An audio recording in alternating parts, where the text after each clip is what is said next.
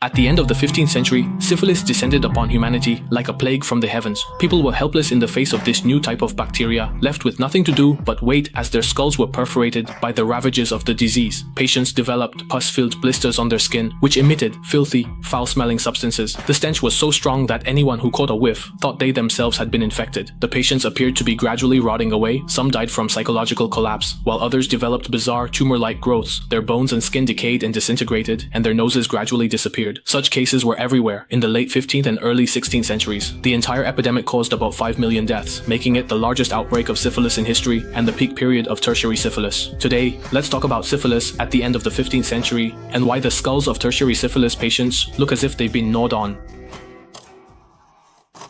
Syphilis in the 15th century was on a completely different level compared to syphilis today. Nowadays, it takes several years or even more than a decade for severe symptoms to appear. But back then, from the moment of infection to death, it usually took only a few months.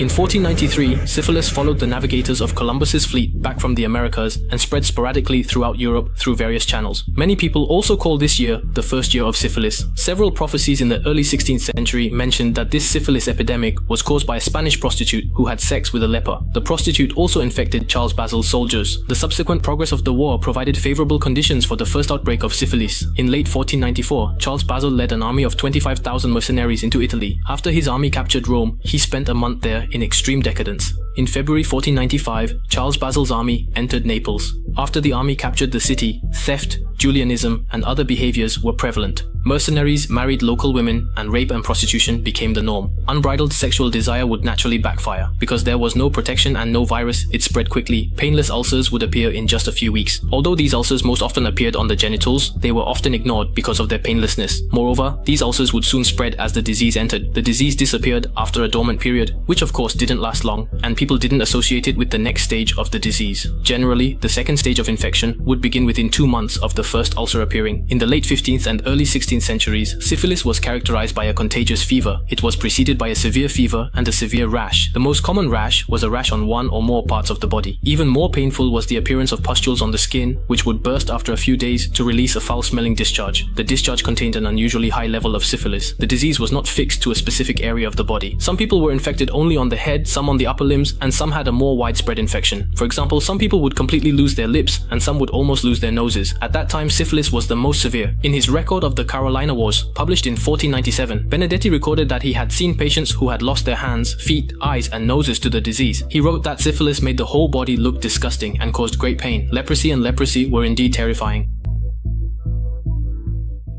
At that time, within just a few months, these soldiers would be covered in pustules from head to knee. Syphilis caused the skin on people's faces to peel off, and they would die within a few months, more terrifying and deadly than leprosy or yaws. Because of these characteristics, syphilis was locally referred to as the Great Pox. There was no distinction between the first and second stages of syphilis in the early descriptions. The third stage was often mixed in with the second. Thus, at the end of the 15th century, syphilis invaded Europe from the Americas via ships, and the spread of war plunged all of Europe into the shadow of syphilis. Syphilis raged for about a decade, and then its virulence began to decrease. This information comes from scholars of the time, the most famous and frequently cited being the views of von Hutten. He mentioned that in Germany, from the initial outbreak to the disappearance of the disease, it lasted about 7 years. Some scholars mentioned different timeframes, but all records pointed to a decrease or even disappearance of syphilis's virulence. Overall, it can be concluded that after an initial period of explosive outbreaks, the symptoms of syphilis became milder. The red rash no longer caused itching. The historian Bernardino della Aquila wrote in the 1530s that this terrible disease had persisted in different forms up to the present, and that its variations and effects differed depending on the complications. Now, many people only lose their hair without other symptoms. Everyone agreed that the extreme virulence syphilis initially displayed had long since become a thing of the past, but syphilis itself did not disappear. For the next 400 years, it remained incurable, with very few treatments available, most of which were ineffective. By the end of the 18th century, researchers estimated that over 1% of Londoners had contracted syphilis before the age of 35,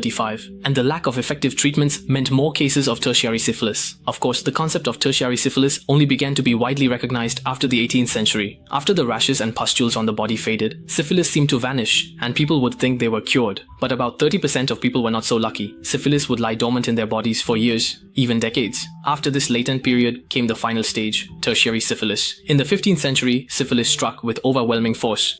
A few months can determine life or death, but after hundreds of years of weakening, the course of syphilis in the 18th century has been extended to several years or even decades, and the corresponding symptoms have also been greatly alleviated. The overall progression of the disease is similar to that of untreated tertiary syphilis today. After secondary syphilis, although syphilis enters the latent period, trace amounts of the bacteria still exist in the blood, lymph, and specific tissues, continuously stimulating a low-level immune response. When the bacteria gradually increase in specific organs and cause changes in tissue structure, tertiary symptoms begin to appear. Treponema pallidum invades blood vessels. Its unique structure allows it to pass through the vascular endothelium, but each crossing causes certain damage. Over time, it gradually destroys the blood vessels, causing syphilis to actively spread. Of course, throughout the body, the most characteristic lesions of tertiary syphilis are syphilitic tumors and bone destruction. The long-term presence of the bacteria attracts a large number of immune cells to the lesion site. The immune cells gather around the spirochetes to form granulomas with structures similar to tuberculosis, trying to contain and eliminate the pathogen. It looks like a strange sarcoma, but the persistent inflammation in turn destroys the structure of the tissue, including bone tissue. Chronic inflammation causes the bone tissue to slowly dissolve,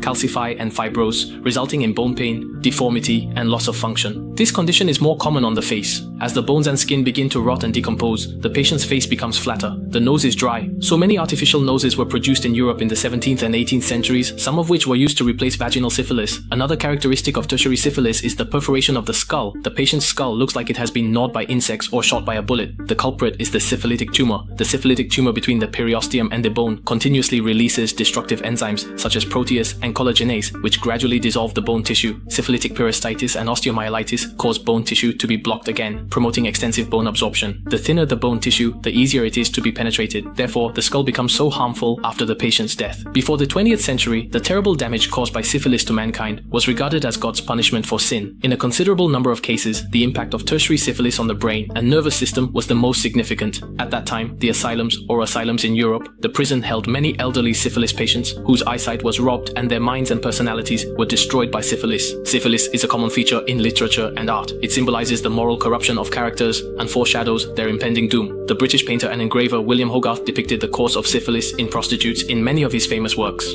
In the series of paintings, Moore, an innocent country girl who made her debut in London, was seduced into prostitution by an older woman with syphilis-related lesions on her face. Moore fell deeper and deeper into the dark world, eventually contracting syphilis and dying in the final stage of the painting. The situation depicted in this painting was common in Europe at the time. In short, the horror of syphilis not only left a mark on people, but also made them feel the pain of the people. It was not only imprinted on the flesh and blood of that era, but also deeply influenced the centuries that followed. These skulls with defects are living autopsies jointly completed by pathogens, the immune system, and time. Those eye sockets hollowed out by bacteria still silently gaze at humanity in the age of antibiotics from behind the glass cases of museums. I am Jinuo, see you next time.